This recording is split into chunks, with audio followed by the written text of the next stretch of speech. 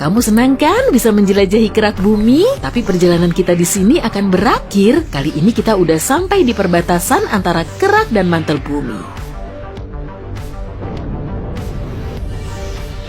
Inilah bagian yang paling tebal di bumi kita. Radiusnya sekitar 3000 km.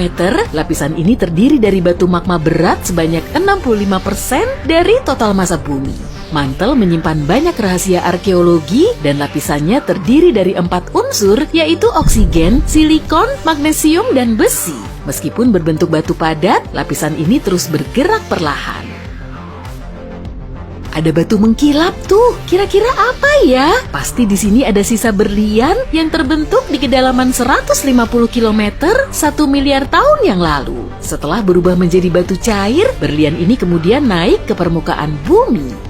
Makin ke bawah, tekanannya semakin ekstrim nih. Suhunya juga terus ngedrop. Inilah titik terdalam yang menjadi sumber gempa kita, tapi gempa di sini terbilang langka. Kekuatannya juga terus ngedrop saat merambat hingga 700 km menuju ke permukaan bumi. Setelah turun sedalam 48 km lagi, kita sampai di mantel bawah. Semua pergerakan lempeng tektonik berasal dari sini. Kok jadi panas gini ya? Pemandangan di sini langsung berubah drastis. Di kedalaman sekitar 3000 km terdapat batas mantel dan inti luar. Bahan penyusunnya berupa lautan logam cair super panas tanpa matahari, kurang lebih seukuran Mars. Lautan ini punya arus pelan, medan magnet, dan medan listrik sehingga bisa menimbulkan badai dan topan.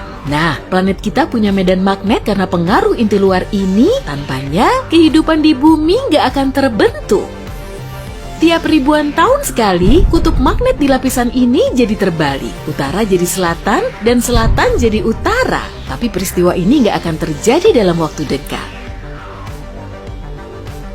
Di kedalaman 4140 km, ada inti dalam. Lapisan ini paling panas dan paling dalam. Bola super padat ini terdiri dari 80% besi dan 20% nikel yang suhunya mencapai 6000 derajat Celcius. Berarti hampir sepanas permukaan matahari. Inti dalam bumi hampir seukuran bulan dan beratnya kurang lebih 2% dari total massa bumi. Volumenya sekitar 5 kali dari seluruh air di lautan, tapi wujudnya tetap padat karena tekanan di situ sangat kuat, yaitu jutaan kali lebih kuat daripada tekanan di permukaan bumi.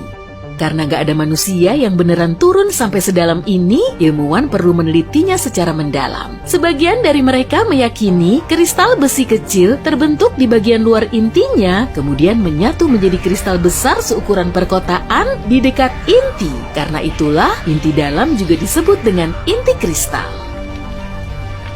Beberapa waktu yang lalu, ilmuwan asal Inggris menemukan inti dalam yang masih relatif muda, mungkin umurnya sekitar 500 juta sampai 1 miliar tahun. Angka segitu masih terbilang muda untuk ukuran ilmu bumi. Lokasi persis inti bumi memang sulit diprediksi, tapi kita bisa menandainya pada kedalaman 6370 km. Wow, perjalanan kita udah sejauh ini. Kalau kamu mau ngelihat inti bumi dari dekat, sepertinya nggak akan bisa deh. Karena tubuhmu nggak akan tahan dengan tekanan dan panas ekstrim. Kalaupun memang ada terowongan yang mampu memberimu perlindungan, kamu akan jatuh bebas ke inti bumi cuma dalam waktu 18 menit.